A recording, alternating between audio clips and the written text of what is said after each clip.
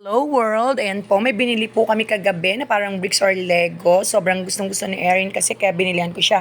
So bubuuhin po niyan, try natin kung mabubuo niya talaga, 'di ba? Sobrang seryoso po siya talaga sa pagbubuo. Sobrang bet na bet niya talaga mga ganyan para sila ng isa kong pamangkin.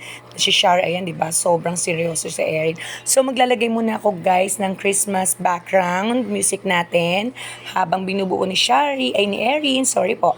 Ayan, so watch nyo till the end kung mabubuo nga niya. Thank you guys. So listen muna tayo sa mga Christmas music.